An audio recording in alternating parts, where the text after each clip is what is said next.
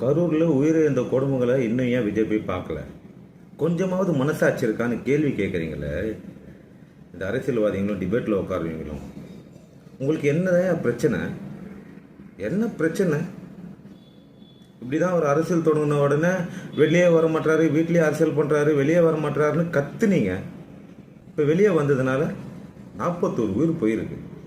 அவருக்கு தெரியும், அவருக்கு ரொம்ப நாளாக அவர் ரசிகர்களை, அவர் யங்ஸ்டர்ஸை கண்ட்ரோல் பண்ண முடியாதுன்னு அவருக்கு தெரியும். அவங்கள அரசியல் வயப்படுத்துறதுக்கு கொஞ்சம் டைம் எடுக்கும்னு அவருக்கு தெரியும். நீங்கள் பேசின பேச்சுக்களால் தான் அவர் வெளியே வந்து இப்போ இது நடந்திருக்கு.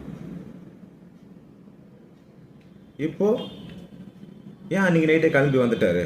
ஏன் அங்கே போய் ஹாஸ்பிட்டலில் போய் பார்க்கல? ஒரு வேளை பார்த்துருந்தா, போயிருந்தா, ஏன் மக்களுக்கு அங்கே பாதுகாப்பு இல்லை? 41 உயிர் போயிருக்கு. இவருக்கு அங்கே ஏதாவது நடந்திருந்தா என்ன சொல்லியிருப்பீங்க? என்ன சொல்லியிருப்பீங்க? மக்கள் ஆவேசத்தில் தாக்கிட்டாங்க அப்படின்னு ஒரே நியூஸாக முடிச்சிருப்பீங்க. என்ன பேசுகிறோன்னு தெரிஞ்சு தான் பேசுகிறீங்களா? ஒருவேளை இப்படியும் ஆயிருக்கலாம். இவர் போகிறாரு, அன்றைக்கி நைட்டு அங்கே போகிறாரு, அப்போ கூட்டம் ஒன்றும் நெரிசல் ஆகி இன்னும் பெரிய பிரச்சனை ஆயிருந்தால் என்ன பண்ணியிருப்பீங்க? இதே வாய்கள்லாம் என்ன பேசியிருக்கோம்? ஏன் போகணும்? அவ்வளோ பரபரப்பாக இருக்குல்ல, கிளம்ப வேண்டியது தானே. இதே வாய் இதுதான் பேசியிருக்கோம். இன்னைக்கு விமர்சனம் பண்ணுற எல்லா வாயும் இதுதான் பேசியிருக்கோம்.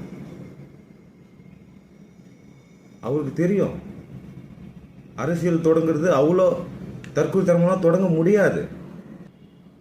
அவருக்கு தெரியும் எப்போ போய் மக்களை சந்திக்கணும், அந்த இழந்த குடும்பங்களை எப்போ போய் பார்க்கணும். இழவு அவர் வீட்டுக்கையா? நீங்களாம் யார் தெரியும்ல?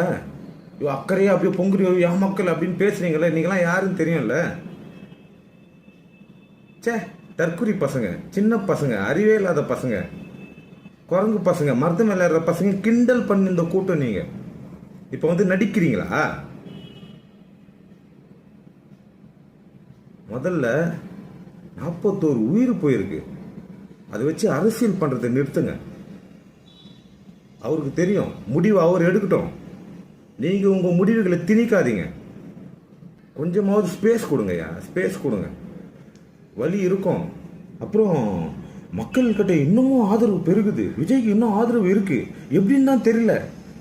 ஏன் தெரியல? என்ன இது அந்த காலமா? இது நீங்க ஒரு அஜெண்டா கிரியேட் பண்ணி மக்கள்கிட்ட திணிக்கிறதுக்கு. எல்லாம் லைவ்ல இருக்கேன், எல்லா மக்களும் பார்த்துட்டாங்க. லைவ்ல என்ன நடக்குதுன்னு பார்த்துட்டாங்க. அப்போ ஆதரவு பெருக தான் செய்யும்.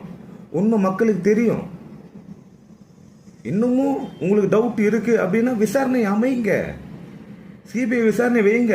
குற்றவாளி யாரும் தெரிஞ்சிடும்ல. அதை பற்றி எவனும் பேச மாட்டீங்க.